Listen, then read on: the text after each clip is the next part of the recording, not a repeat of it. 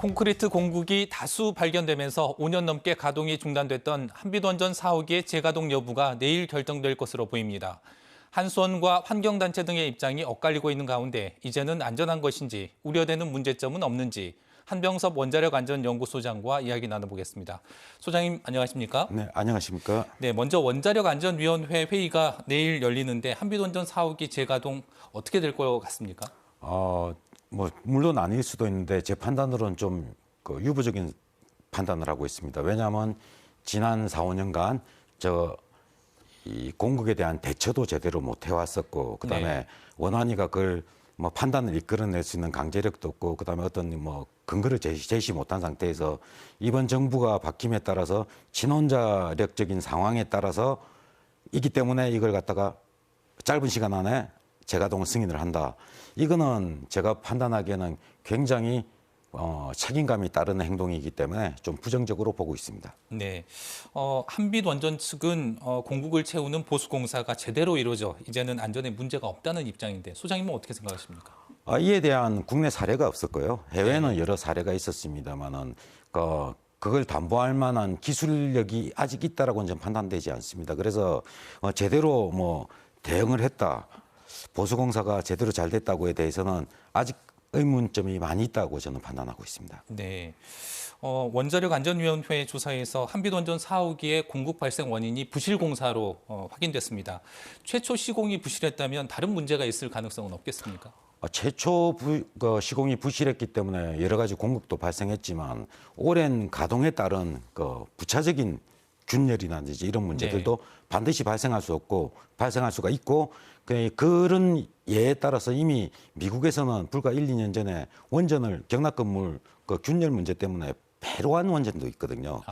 그렇기 때문에 그런 부분에 대해서는 제가 판단할 때 좀 더 많은 문제점들이 있을 거다라는 생각을 가지고 있습니다. 예를 들면 시공 때 물론 부실공사도 있었지만 그리스 같은 것들이 과량으로 주입됐다는 이야기는 그 그리스 기름들이 콘크리트 벽체 사이를 뚫고 어딘가 퍼져 있다는 이야기거든요. 네. 그건 확실한 문제점이 있는 영역이기 때문에 좀 더 확인해야 되지 않을까 그렇게 생각하고 있습니다. 네, 환경단체 등에서는 그런 차원에서 조사부터 원점에서 재검토해야 한다고 주장하고 있습니다.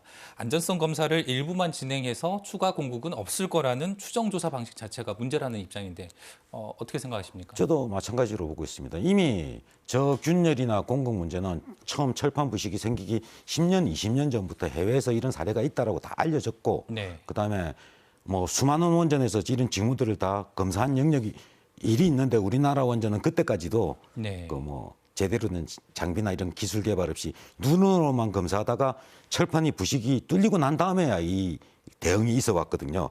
그렇기 때문에 저는 그 이후로 또 다른 어떤 기술 개발이나 검사 방법이 있어가지고 추가적인 검사를 해온 예도 없고 지금 상태로 확인된 공국에 대해서만 조치가 됐기 때문에 안전하다라고 판단하는 것은 또 다른 공국, 숨어있는 공국에 대해서 아주 많은 문제점들을 가지고 있을 거라고 보고 있습니다. 왜냐하면 현재 지금 기술이 아주 짧은 거리에 대한 검사밖에 못하거든요. 그렇다면 내부에 있는 공국이라든지 지금 제대로 조사 못한 외부에 있는 경락건물 밖에 있는 공국 같은 경우에는 해보지도 않았기 때문에 저는 많은 문제점들이 더 있을 것으로 생각하고 있습니다.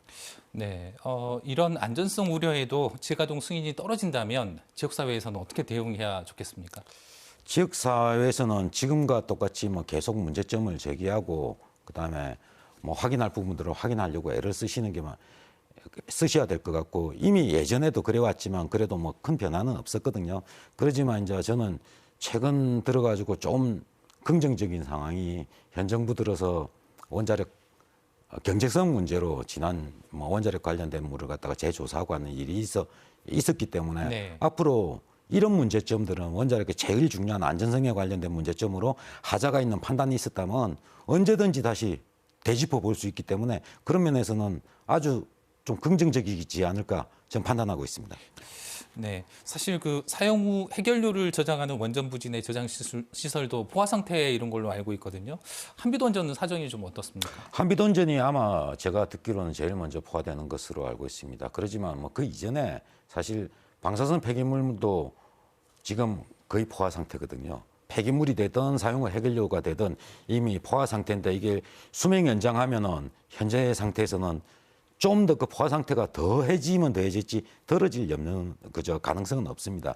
그렇다면은 이걸 갖다가 뭐 단기로 어떻게 어떤 조치를 취해야 되는데 단기로 취할 수 있는 조치가 발전소 내 끄집어내서 건식 저장하는 방법뿐인데 그거에 대해서는 한비도 원전 같은 경우는 우리 타원전하고 다르게 이미 한 5, 6년 전에 이거에 대해서 한송과 협의를 해보자라는 어떤 동의를 뭐 정부 측에 발송했던 것으로 알고 있습니다. 물론 거부됐지만 이런 것들이 해결되지 않고서 장기적으로 중간 저장을 하고 최종 처분을 한다는 것은 불가능하기 때문에 현재로서는 원전 지역의 주민들에 대한 어떤 동의, 그러니까 이때까지 원전은 운영해 온 거에 대한 불편함에 대한 동의, 그리고 이 사용 후 해결을 짧은 시간에 어떻게 처리할까에 대한 동의가 전제하지 않는다면 사용 후 해결료 정책은 지금으로서는 한치도 벗어나지 못할 것 같고 지금 원자력 발전소의 추가적인 운전이나 뭐 수명 연장조차도 불가능하지 않을까 그렇게 판단하고 있습니다.